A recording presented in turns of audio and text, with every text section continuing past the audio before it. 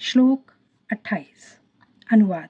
जो व्यक्ति भक्ति मार्ग स्वीकार करता है वह वेदा अध्ययन, तपस्या, दान, दार्शनिक तथा सकाम कर्म करने से प्राप्त होने वाले फलों से वंचित नहीं होता।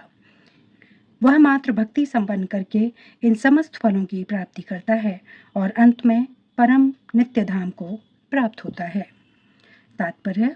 यह श्लोक 7वें तथा 8वें अध्यायों का उपसंहार है, जिनमें कृष्ण भावनामृत तथा भक्ति का विशेष वर्णन है। मनुष्य को अपने गुरु के निर्देशन में वेदाध्ययन करना होता है, उन्हीं के आश्रम में रहते हुए तपस्या करनी होती है।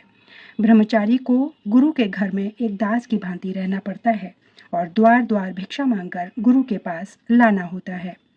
उसे गुरु के आदेश पर ही भोजन करना होता है और यदि किसी दिन गुरु शिष्य को भोजन करने के लिए बुलाना भूल जाए तो शिष्य को उपवास करना होता है। ब्रह्मचर्य पालन के ये कुछ वैदिक नियम हैं। अपने गुरु के आश्रम में जब छात्र 5 से 20 वर्ष तक वेदों का अध्ययन कर लेता है तो वह परम चरित्रवान बन जाता है। वेदों का अध्ययन मनोधर्मियों के मनोरंजन के लिए नहीं, अपितु चरित्र निर्माण के लिए है। इस प्रशिक्षण के बाद ब्रह्मचारी को गृहस्थ जीवन में प्रवेश करके विवाह करने की अनुमति दी जाती है। गृहस्थ के रूप में उसे अनेक यज्ञ करने होते हैं जिससे वह आगे उन्नति कर सके।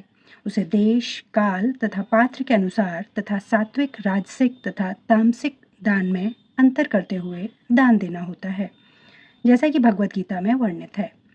गृहस्थ जीवन के बाद वानप्रस्थ आश्रम ग्रहण करना पड़ता है, जिसमें उसे जंगल में रहते हुए वृक्ष की छाल पहनकर तथा शौर कर्म आदि किए बिना कठिन तपस्या करनी होती है।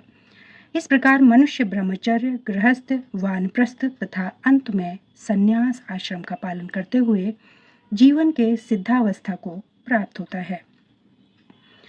तब इनमें से कुछ स्वर्गलोक को जाते हैं और यदि वे और अधिक उन्नति करते हैं तो अधिक उच्च लोकों को, या तो निर्विशेष ब्रह्म ज्योति को, या वैकुंठ लोक या कृष्ण लोक को जाते हैं। वैदिक ग्रंथों में इसी मार्ग की रूपरेखा प्राप्त होती है। किंतु कृष्ण भावनामृत की विशेषता यह है कि मनुष्य एक ही झटके में भक्ति करने के कारण मनुष्य जीवन के विभिन्न आश्रमों के अनुष्ठानों को पार कर जाता है। इंद विदिता शब्द सूचित करते हैं कि मनुष्य को भगवत गीता के इस अध्याय में तथा 7वें अध्याय में दिए हुए कृष्ण के उपदेशों को समझना चाहिए। उसे विद्वता या मनोधर्म से इन दोनों अध्यायों को समझने का प्रयास नहीं करना चाहिए, अपितु भक्तों की संगति से श्रवण करके समझना